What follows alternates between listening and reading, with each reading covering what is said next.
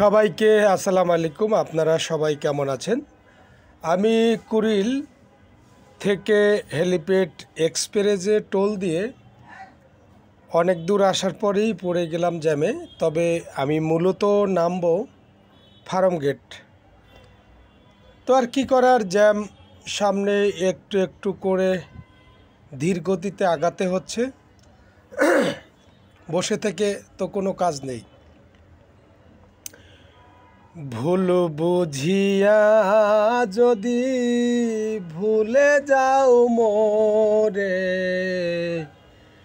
ভালোবাসা কখনো ভুলো না গো, ভালোবাসা কখনো ভুলো না। ভুল বুঝিয়া যদি ভুলে যাও মোরে, ভালোবাসা কখনো ভুলো না গো, ভালোবাসা কখনো ভুলো না। এই জ্যাম লাগার একটি কারণ রয়েছে। আপনারা জানেন যে মুক্তিযোদ্ধা কোঠা শিক্ষার্থীদের যে বাতিল করেছে, সেইটা নিয়ে কিন্তু শিক্ষার্থীরা আন্দোলন করছে। বিভিন্ন জায়গায়, বিভিন্ন এলাকায়, বিভিন্ন রাস্তার মোচড়ে তারা কিন্তু রাস্তা আটকিয়ে তারা যে এই সমাবেশগুলো করছে, সেই কারণেই কিন্তু জ্যামজট রাস্তার বেড়ে গেছে। তবে আমি যতটুক জানি যে এই মুক্তিযোদ্ধা কোঠা বন্ধ করেছে এবং ঘোষণা দিয়েছে কিন্তু কোর্ট। এটা কিন্তু কোনো এই যে আন্দোলন, এটা কিন্তু কোনো সরকারের বিরুদ্ধে আন্দোলন না, কিন্তু এটা আমি মনে করি যে এটা কোর্টের বিরুদ্ধে। কারণ অনেকেই কিন্তু জানেন না যে অনেকেই কিন্তু বলছেন যে এটা সরকার বাতিল করেছে। আসলে না, আমি যেহেতু বোকাশোকা মানুষ, আমি যতটুক জেনেছি যে এটা কোর্ট বাতিল করেছে। এটা যদি আন্দোলন আপনাদের করতে হয়, আপনাদের যদি প্রতিবাদ করতে হয়, সেটা কোর্টের বিরুদ্ধে করতে হবে, কোনো সরকারের বিরুদ্ধে না।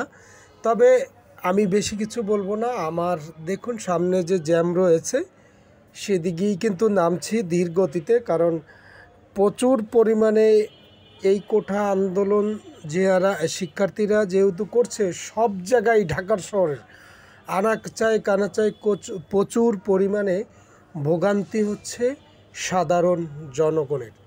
এমনিতে তো জনগণের ভোগান্তি রয়েছে।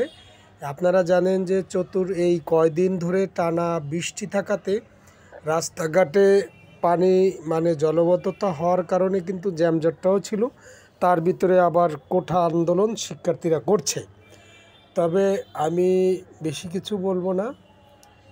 আপনাদেরকে এই ব্রিজ থেকে আমি যে নামছি সেটা আপনাদেরকে দেখানোর চেষ্টা করছি। তবে এই জ্যামটি ছিল প্রায় 3 থেকে 4 কিলোমিটার, আমার আইডিয়া আমি বলছি।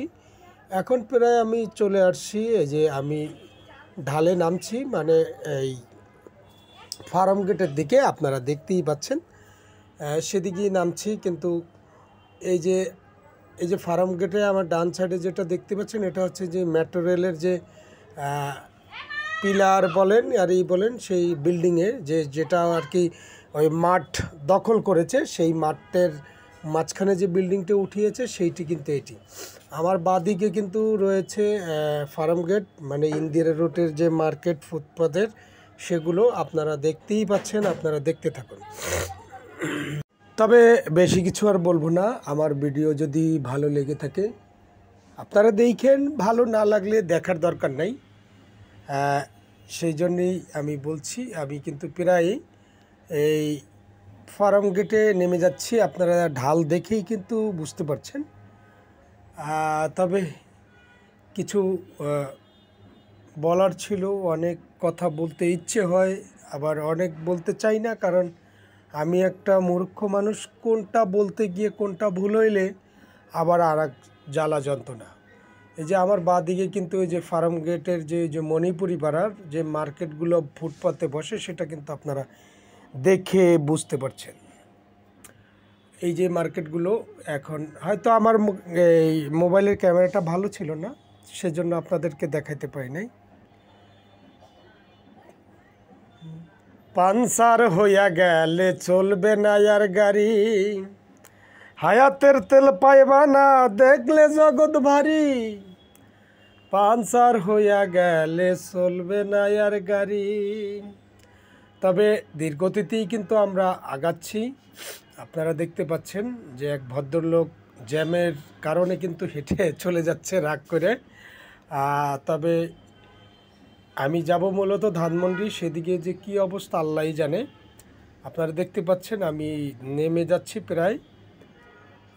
তবে কি বলবো, আমার আসলে বলার কিছুই নাই। আপনাদের যেখান থেকে জ্যামে ছিলাম সেটা কিন্তু আমি আপনাদেরকে একটু দেখানোর চেষ্টা করছি, দেখিয়েছি। আমার হয়তো আর 2-1 মিনিট লাগবে, আমি নিচে নেমে যাব। তবে আমি কি বলবো, বলার ভাষা হারিয়ে ফেলেছি। তবে সবাইকে আমার পক্ষ থেকে আসসালামু আলাইকুম, এবং সবাই ভালো থাকবেন, সুস্থ থাকবেন। সবাইকে আমার পক্ষ থেকে আন্তরিক ভালোবাসা রইল। এবং যে যেখানেই থাকেন না কেন, যেখানেই যাবেন, তবে কেয়ারফুলে যাবেন। কারণ যেহেতু এখন মুক্তিযোদ্ধা কোঠা নিয়ে আন্দোলন করছে শিক্ষার্থীরা, সেই ক্ষেত্রে সাবধান। তবে আর বেশি কিছু বলবো না, অনেক বকবক করে ফেলছি আপনাদের সাথে। সবাইকে আসসালামু আলাইকুম।